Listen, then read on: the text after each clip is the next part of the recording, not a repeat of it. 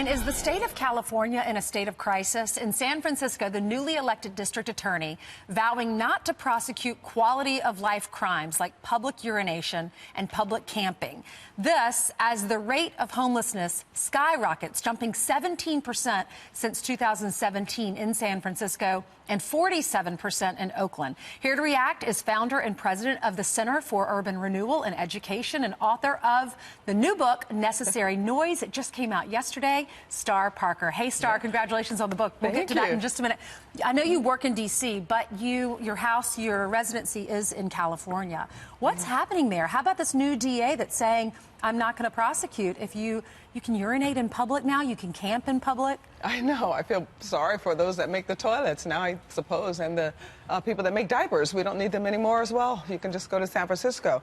I more than just live in California. My residency's there. My brother has been on the streets for 25 years. Really? He's actually turned vagabond as a result of these policies regarding the homeless. People keep insisting that this is a housing crisis. So what we haven't done was looked at what has fundamentally broken down, not just in our culture, but in their lives, to get them the kind of help they really need. What kind of help do they need? What help would your brother need to get off the streets? It depends on which category they fall in. I'm so thankful to the president for making this a national issue of homelessness so that we can really discuss those that are on drugs, those that are on alcohol, those that are really in economic distress, those that have mental problems, and those that are even handicapped. They have a disability. So what we're seeing now in San Francisco, for instance, so where these progressives keep insisting that they want to turn our state and our country into a third world opportunity for Marxism. Orange County has gone we blue. lost all of the congressional seats, but I don't know, with impeachment we might actually get them back. So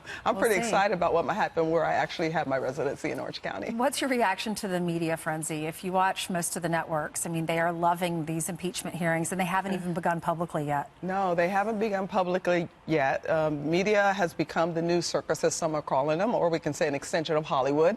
And, you know, my book, Necessary Noise, this is really noisy. I'm so glad to be in New York because it's really noisy in Washington, D.C., where I work full time. But we need it for the country. People need to see the drama that goes on with our Congress. They need to see that the swamp is deep and they will do anything for this country not to move to the right, which is where it belongs and which is where Donald Trump is taking it. Media Research Center is saying 96% of the media has been negative toward this president.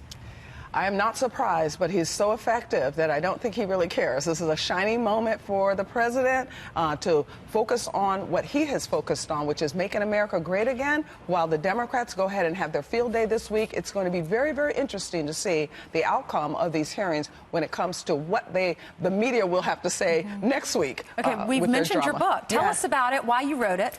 Well, I wrote Necessary Noise because as someone who's been in and out of Washington, D.C. for 25 years doing my work and the last 12 years full time, I thought it was necessary to point to how necessary this noise is, that we are in a cultural war in our society. The subtitle to Necessary Noise is how Donald Trump inflames this cultural war and why this is good news for the country.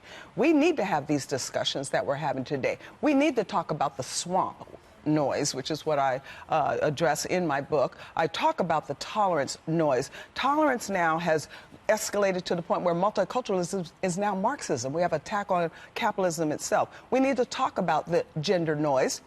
Because who would have thought that the T in LGBTQ was triples and trans, and to the point where people are now expressing their private behaviors in public to where the church is on the hot seat. We need to talk about the black noise. This whole Black Lives Matter? No. What about no police, no peace? And then, of course, my final chapter is on the opportunity noise, because as we move to CAG, to keep America great, I think that over the next 12 months, we're going to see some very exciting things happen in many communities across the country for Donald Trump. All right, so the noise is necessary. Thank you so much, Star. Congratulations. You're welcome. Pick up her book, Necessary Noise, today.